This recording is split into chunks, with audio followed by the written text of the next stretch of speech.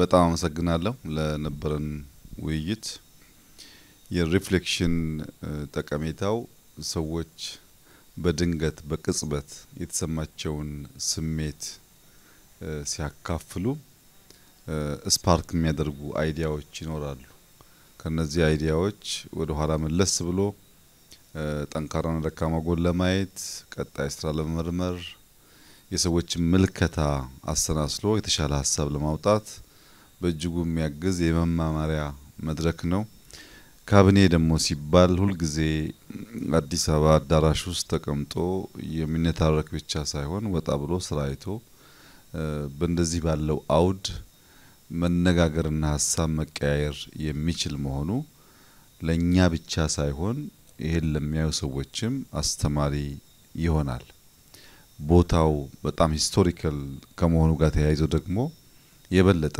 ስራዎቻችንን በቅርበት ያያየን ለመምራት የሚያስችል እድል ይፈጥራል ሁላችሁም እንደምታውቁት የመፍጠንና መፍጠር አስፈላጊነት ኢትዮጵያ ውስጥ አሁን በግልጽ መታየት እየጀመረ ነው በሀገር ደረጃ በሺ የሚቆጠሩ ፕሮጀክቶች አሉ ከትናንሽ ስራ ጀምሮ ትላልቅ ስራዎች እነዚያን ፕሮጀክቶች እንዲሰሩ መከታተልም ካለቁ በኋላ ማስመረቅም እንደከዚህ ቀደሙ ቀላል ጉዳይ አይደለም ተከፋፍለናቸውም ቢሆን ማስመረቅ በራሱ ራሱን የቻለ ስራ እየሆነ መጥቷል በጣም በርካታ ፕሮጀክቶች እንድናስመረቅ ጥያቄ ይቀርባል ግን ከፕሮግራም መጣበብ ጋር ተያይዞ እንቸገራለን ግድብ ብቻ ብንወስድ በቅርቡ ሶማሌ ክልል አስመርቀናል ህዳሴ አስመርቀናል ወልመል አስመርቀናል በሚቀጥሉት ወራት ወረፋ የሚጠብቁ ግድቦች አሉ አልቀው ለመርቃት መካከለኛ ከፍተኛ የሚባሉ ለኢሪጌሽን ስራ የሚውሉ የኢነርጂም ስራ እንደዚሁ አይል የሚያመነጩ ፕሮጀክቶች ያለቁ ምርቃት የሚጠብቁ አሉ ወደ እንደዚህ ያለው አውድ ያስገባን መፍጠርና መፍጠን ነው እንፍጠን እንስራ እንትጋ ከልፋታችን ውጪ የሚለወጥ ሀገር አይኖርም የሚለው ሐሳቤ በእጅጉ አግዟል አምና ታስታውሱ ከሆነ ስልጠና ስንሰጥ በየወረዳው አንዳንድ ፕሮጀክት አሳኩ ብለን ነበር እና በቅርቡ አንዳንድ ማክላይ ክልል ዞኖች ሲንቀሳቀስ ያኔ አንዳንድ ያልከንኮ 16 ፈጽም ያለው ያለኝ ወረዳ አለ በራሱ ኢኒሺዬቲቭ ሪሶርስ ፈልጎ ፕሮጀክት ጀምሮ ጨርሶ ለህዝብ ጥቅም ያዋለ ወረዳ አመራር ማለት ነው በየቦታው ታያላችሁ በተለይ በፐብሊክ እና በፒፕል ፓርትነርሺፕ ፐብሊክ ፕራይቬት ነበረ ግን ፐብሊክ ፒፕል ፓርትነርሺፕ ለን ስራ ንስራ የታመቀ አቅም ማህበረሰብ ውስጥ አለ ብለን የጀመርነው ጉዳይ በትምህርት ሴክተር እንኳን ብትወስዱ ቢሊየንስ ነው ትምህርት ሚኒስቴር ትምህርት ለትውልድ ብሎ ሬዝ ያደረገው በጣም በርካታ ስራዎችም የሰራው በሁሉም ሴክተር በኮሪደርም ብትወስዱ በገጠር ኮሪደርም ብትወስዱ የማህበረሰቡ ከመንግስት ጋር ተሳስሮ ለልማት የሚጠቅሙ ሀብቶች ዕውቀቶች ጉልበቶች ያዋጣ ሀገሩን እየሰራ ሀገሩን እየቀየረ የሚሄድበት ልምምድ መስፋቱ እነዚህ የመፍጠር ሁኔታዎች በእጅጉ ያገዙን መሆኑን ያሳያል ወደ ኮይሻ ግድብ ስንመጣ እኔ ለመጀመሪያ ጊዜ የኮይሻ ግድብ መኖሩን የሰማሁት ለህዳሴ ግድብ 1 ቢሊዮን ዩሮ ሳሊኒ በሶስተኛ ወገን አስወስኗልና ያንን ቢሊዮን ዩሮ ካልከፈልን ስራው መቀጠል አይችልም የሚል ሪፖርት መጥቶልኝ ከሳሊኒ ጋር ፌስ ቱ ፌስ በጉዳዩ ለመነጋገር ለመደራደር ወደ ሀገር ውስጥ ጠርተነው እኔና ሌሎች በሴክተሩ ያሉ ኃላፊዎች ሙያተኞች ባሉበት በጣም ረዘም ያለ ኔጎሺዬሽን እናደርግ ነበር ያንን ገንዘብ ለማስቀነስ እና ከ1 ቢሊዮን ዩሮ ወደ 500 ሚሊዮን ዩሮ እንዲያወርድ ካደረገው ፕሪኮንዲሽን አንዱ ሌላ የቆመ ፕሮጀክት አለና እሱንም ማየት ይኖርብሃል የሚል ነው። እኔ ራሱ ህዳሴ ለኔ ናይትሜር ነው። ማኔጅመንቱ ችግር አለበት፣ ፕሮጀክት ኮንትራክተሮቹ ችግር አለባቸው። እነሱን እንኳን ቀይሬ መጀመር አልችልም። ተጨማሪ 1 ቢሊዮን ዩሮ ጥያቄ ነበር። እሱን እንደምንም ግማሽ ቢሊዮን ዩሮ አድርገን ከወሰን በኋላ ራሱ ህዳሴን አንቀሳቅሶ ስራውን መጀመር ፈተና በሆነበት ወቅት ሌላ ፕሮጀክት አለ ተባለ። ተጨማሪ ቀጠሮ ይዘን ተለያየን እና በቀጠሯችን እሱም ከኔ ጋር ያሉ የስራ ባልደረቦቼም በጋራ መጣን። ስንመጣ ካምፕ አለ፣ ፕሮጀክቱ ግን የለም ወይ የሚታይ ነገር የለም።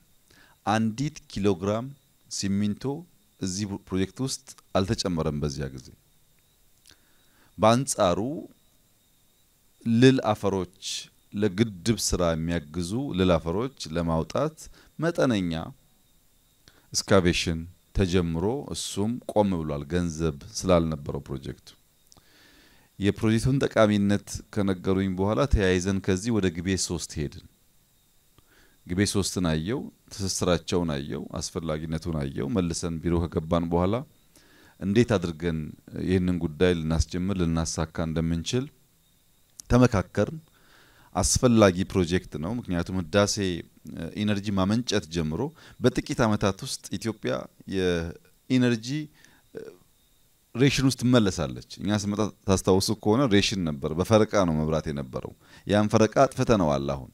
ነገር ግን ተጨማሪ ኢነርጂ ላይ ኢንቨስት ካላደረግን በጥቂት አመታት ያ ፈረቃ ይመለሳል። የኢትዮጵያ ዲማንድና የማመንጨት አቅም በንጽጽር ሲታይ አይወዳደርም። ምናመነጨው ውስን ነው፣ ዲማንዱ ደግሞ ከፍተኛ ነው። ስለዚህ የግድ ኮይሻ መጀመር አለበት ብለን ወሰን።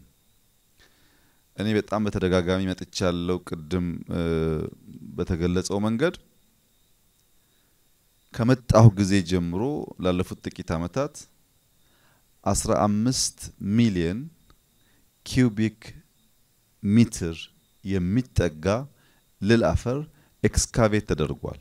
ከዚህ ቦታ ለግድቡ፣ ለስፒልዌይ፣ ለፓወር ሃውስ ስራ የሚውሉ ከ15 ሚሊዮን ያላነሰ ኪዩቢክ ሜትር ልል አፈር ተዝቆ ወጥቷል።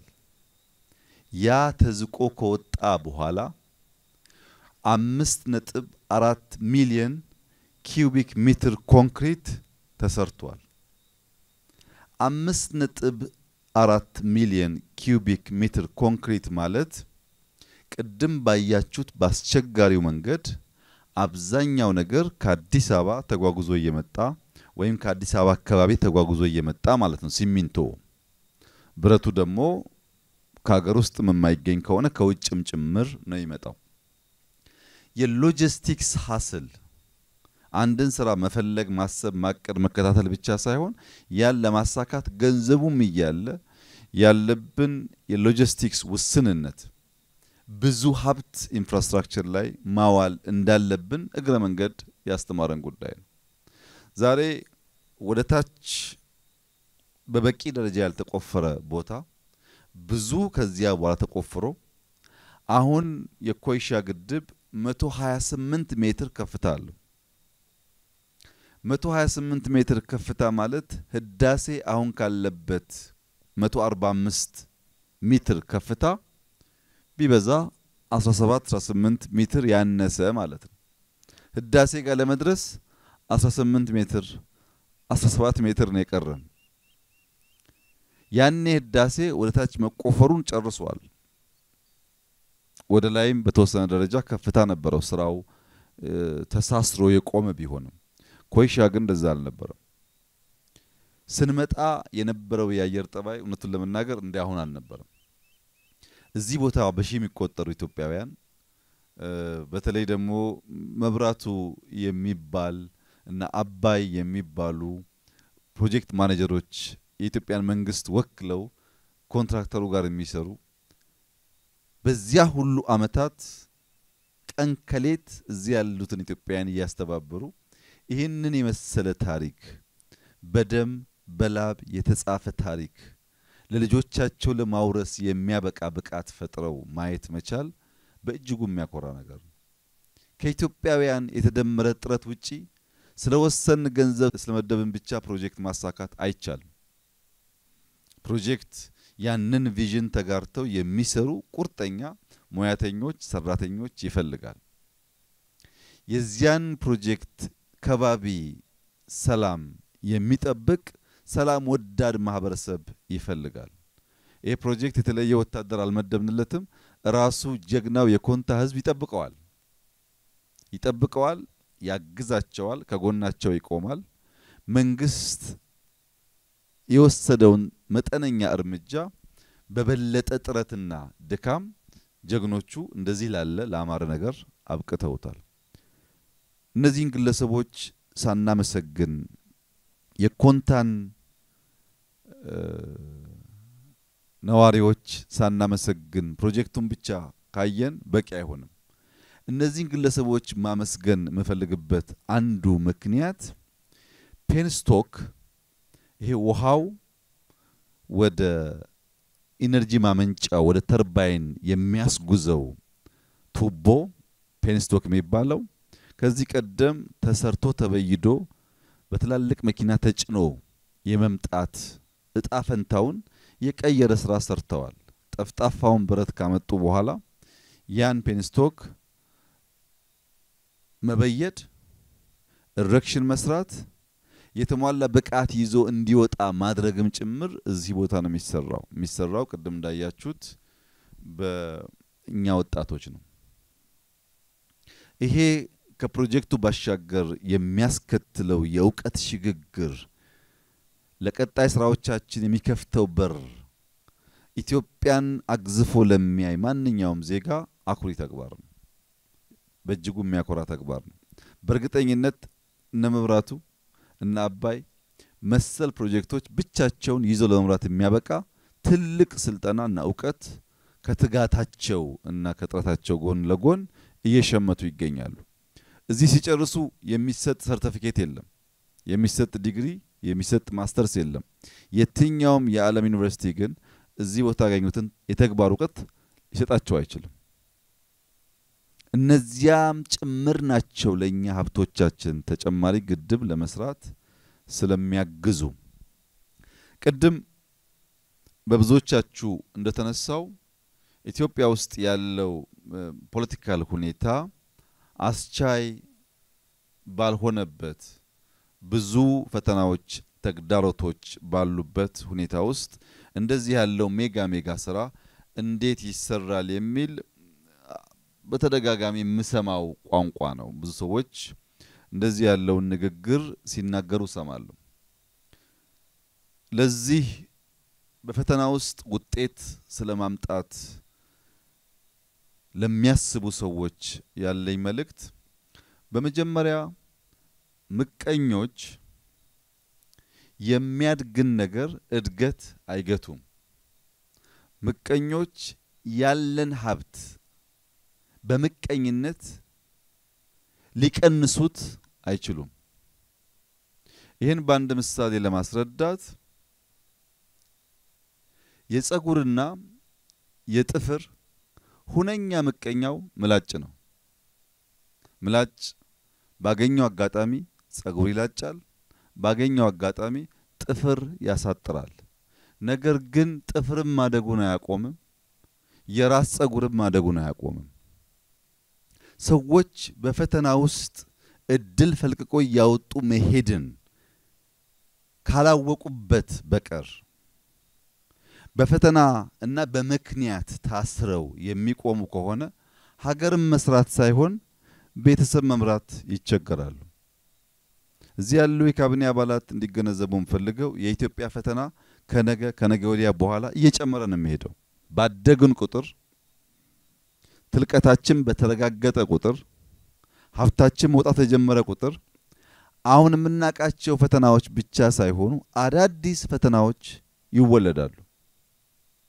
ፈተናን አንቲሲፔት አድርገን ማንኛውም ተግዳሮት ሲገጥመን እንደ እድል ወስደን መስራት ማንዘጋጅ ካልሆን ማንኛውም እንቅፋት እየመጣ ጠልፎ ሊያስቀረን ይሞክራል ይፈልጋል ትላልቆቹ ሀገራት ከኛ በእጅጉ የበዛ ፈተና አለባቸው በአቅማቸው ልክ በሳይዛቸው ልክ ፈተና አለባቸው ያንን ፈተና የሚሻገሩት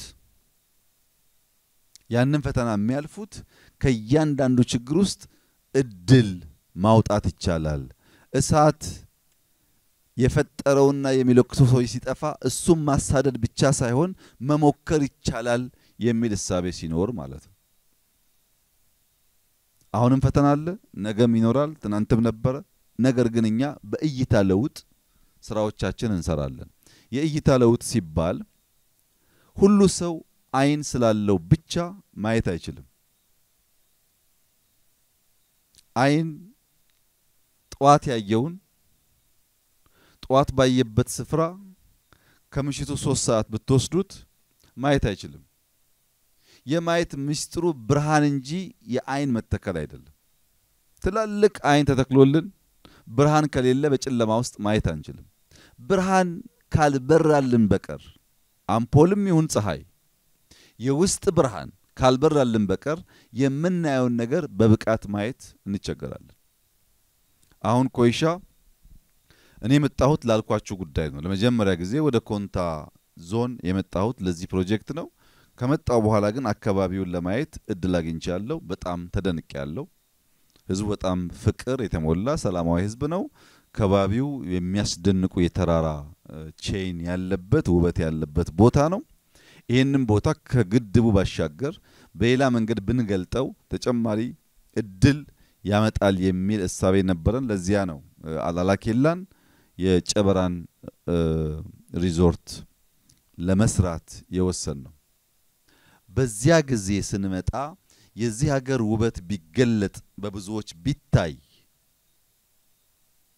ተጨማሪ ሀብት እናገኝበታለን ስራን ፈጥርበታለን ለሀገር እድገት ተጨማሪ አስተዋጽኦ ያደርጋል ብለን ስናስብ ለራስ ማመን እና ለጓደኛ ማጋራት በቀላሉ የሚቻል አልነበረም መንገዱ አይመችም ተራራው አይመችም በጣም ሐሳባዊ አይዲያል የመምሰል ነገር ነበረው እውነት ነው አይዲያል ነበር ግን ያንን አይዲያል ኢሉዥን ሳይሆን ወደ ሪያሊስቲክ ለማምጣት ወደ ሚጨበጥ ነገር ለማምጣት በትልቁ ማሰብ ብቻ ሳይሆን በትናንሽ ደግሞ መጀመር ይፈልግ ነበር በአንድ ወቅት ሁለት በሽተኞች በአንድ ሆስፒታል በአንድ ሩም ውስጥ ሩም ተጋርተው ይተኙ ነበር አንደኛው በሽተኛ ከበሽታው የተነሳ ቀኑን ሙሉ በወገቡ መተኛት ይገደዳል ቀና ማለት አይችልም አንደኛው በሽተኛ ደግሞ ከበሽታው የተነሳ ቀን መተኛት አይፈቀድለትም አብዛኛውን ጊዜ ቁጭ ማለት እና ክፍል ውስጥ መንቀሳቀስ ይገደዳል እና ይሄ ሚተኛው በወገቡ ምክንያት ቀኑ ሙሉ ሚተኛው ሰው በተኛበት ያ የሚቀመጠው ሰው ጧት ሲነሱ ወደ መስኮት ጥግ ይሄድና መስኮቱ ጋር ሆኖ በወገቡ ለሚተኛውና ውጩን ማየት ለማይችለው ሌላ ደባሉ በሽተኛ ደባሉ ስለ ውጩ ሁኔታ ይገልጽለታል ይገርማል ቀና ብለህ ማየት ብትችል ከኛ ክፍል መስኮት ባሻገር ያለው ኦሽን ታይቶ የማይጠገብ ወፎቹ በላዩ ላይ ሲበሩ ብታይ ወዳጆች እጅ ላይ ተያይዘው በቢቹ ጋር ወክ ያደርጋሉ ህፃናት በወረቀት በእጃቸው አዋፋትን እየሰሩ እየወረወሩ ይሯወጣሉ ይጫወታሉ የውጭ ዓለም እንዴት ያለ የሚያጓጓ አስደሳች ነው ይያለ በየቀኑ ይተርክለታል ይሄ ሰው ቀና ብሎ ማየት አይችልም ወገው በሽተኛ ነው ነገር ግን ደባሉ ስለሚተርክለት እንደሚያይ ተስፋ ያደረገ ሲሻለኝ አንድ ቀና ያለው ይያለ በተስፋ ይጠብቃል የሚነገረው ትረካ ግን በጣም ያጓጓ ነው አንድ ቀን ነርስ ስትገባ በጠዋት ያ ቁጭ ብሎ ከመስኮት ዳር የሚተርከው ሰው ሞቶ አድሯል እና ተሯሩጠው አወጡት ያ በወገቡ የሚተኛው ሰው ብቻውን ቀረ፣ አዘነ። ከጥቂት ቀናት በኋላ ነርሶች ሲመጡ ባካችሁን ናፈቀኝ ውጩን ማየት ስለምፈልግ መስኮቱ ጋር አስጠግታችሁ ቀና አርጋችሁ አሳዩኝ ይላቸዋል። መስኮቱ ጋር ጠጋ አርገው ቀና አርገው ሲያሳዩት በጣም ይደነግጣል ሰውየው። ምን ሆነሃል? ምን ተፈጠረ? ብለው ይጠይቁት። እኔ ጋር የነበረው በሽተኛ እኮ በየቀኑ ጧት እየተነሳ ከዚህ ማዶ ለሚያየው ነገር የተረከልኝ ነገርና ዛሬ የማየው ነገር አንድ አይደለም። ዛሬ ከፊት ለፊቱ ያለው ጥቁር ቀለም የተቀባ ቆርቆሮ ብቻ ነው። ምንም የሚታይ ነገር ከውጭ የለም። ስሰማ የኖርኩትና አሁንም ማየው ቆርቆሮ አልገጥምልህ አለኝ። እንዴት እንዲህ ያለ ጉዳይ ሊፈጠር ይችላል ሲላቸው እንዴ ሰውየው እኮ አይነ ስውር ነው ማየት አይችልም ይሉታል። ያ አይነ ስውር ሰው በወገቡ ተኝቶ ያለው ሰው አንድ ቀን ቀና ብሎ ከውጭ ያለውን ነገር ለማየት እንዲመኝ እንዲጓጓ በእዝነ ህሊናው በአይነ ህሊናው እየቀረጸ ሲተርክለት የነበረው ቪዥን የነበረው ምልከታ በነባራዊ ዓለም ያለ አልነበረም። እሱ ግን በአእምሮ ኢማጂን ያደረገ ለሰውየው ኢነርጂ ሞራል እንዲሆነው በየቀኑ ይመግበው ነበር። ያም ሰው በዚያ ተስፋ አንድ ቀን ተነስቼ እንደዚያ የሚያምረውን ምድር ያለው ብሎ በመጓጓት ሲጠብቅ ቆይቶ የዚያን ሰው ውለታ ለመጀመሪያ ጊዜ ከልቡ ስላሰበ መጀመሪያ ሞቱን ሲሰማ አዘነ። ይሄንን ሲሰማ ግን ስቅስቅ ብሎ አለቀሰ። አንድ ነገር በመናይበት ሰዓት ብዙዎች ከኛ ጋር ያንን ነገር ማየት ባይችሉም ኢነርጂ ሰተን ተስፋ ሰተን ያን ነገር ለመጨበጥ እንዲጓጉ አርገን ወደ ስራ ብናስገባ ጨበራ ላይ እንዳያችሁት ያለው ውጤት ሊመጣ ይችላል። በዚህ ደቡብ ምዕራብ ክልል የጨበራንና የኮይሻን የፕራይቬት ሴክተር ደንቢ የሚባል ቦታ ላይ ተጨማሪ ሪዞርት ሰርቶ ጨርሶ የኛን ለማስመረቅ ከሚጠብቁ ወረፋ ከሚጠብቁ ስራዎች አንዱ ነው። ቅድም ካነሳሁት በተጨማሪ እያንዳንዱ መከራና ፈተና ምን እየሰጠን ነው የሚለው እንደ ተቀባዩ ይወሰናል። ተቀባዩን የሚወስነው ፀሐይ ነች። ያቺው ፀሐይ ሰም ስታገኝ ታቀልጣለች። ሰምና ፀሐይ ተውቃቸው አቅላጭ መሆኗን ነው። ያቺው ፀሐይ ሸክላ ስታገኝ ታጠነክራለች። በሸክላና በፀሐይ መካከል ያለው ቋንቋ ፀሐይ ምታጠነክርናት። አንዳንዶቻችን ሰሙንን ከተቀበልናት እንቀልጣለን። አንዳንዶቻችን ሸክላውን ከተቀበልናት እንጠነክራለን። በእያንዳንዱ ስቴፕ እንማራለን። በእያንዳንዱ ስቴፕ ጎርጉረን ለማየት እንሞክራለን። ያያየነውን ለብዙዎች ለማሳየት እንፍጨረጨራለን። በዛ ሂደት ውስጥ ኢትዮጵያ ትሰራለች። ባለፉት 6 ዓመታት በእነዚህ ጉዞዎች በእነዚህ እንቅስቃሴዎች ያየናቸው የተማርናቸው ነገሮች ቅድም በብዙዎቻችሁ ተነሳው መጀመሪያ ኢትዮጵያን ለማወቅ ነው። የብዙዎች ችግር ኢትዮጵያን በቅጡ አለማወቅ ነው። የኢትዮጵያን አቅም ብቃት በቅጡ ካለመገንዘብ የተነሳ በትንሽ ሳንቲም ለባዳ ሲገዙ ይታያል። ለባዳ አልገዛም፣ የትልቅ ሀገር ዜጋ ነኝ፣ ያንን ትልቅ ሀገር የመስራት እድል በእጅ ያለ ትውልድ ነኝ ስንል ክብር ሲሰማን ሀገር የሚያቅሰው ክብር የሚሰማው ሰው ተክቶ ለመስራት አንዷን ቀን እንደ ብዙ ቀን ለመጠቀም እድል አድርጎ ስለሚወስድ እንዳያችሁት ያለ ውጤት ይመጣል። እኔ ምንም ጥርጥር የለኝም ኢትዮጵያ ትበለጽጋለች፣ ሚገባትን ስፍራ ትይዛለች። ያ ስፍራዋን የመያዝ ጉጉትና ምኞት ግን ከኛ ጥረት ውጪ ድካም ውጪ የሚረጋገጥበት ምንም መንገድ አለ ብዬ አላምንም። ምንም መንገድ የለም። የካቢኔ አባላት መገንዘብ ያለባችሁ ነገር ብርሃን ሁሉ ሙቀት አይሰጥም። ብርሃን ሁሉ ሙቀት እንደማይሰጥ ሙቀት የሚሰጠውን ብርሃንና ሙቀት የማይሰጠውን ብርሃን ጩኸት የሚያስከትለውን ጣጣና ጩኸት የማያስከትለውን ጣጣ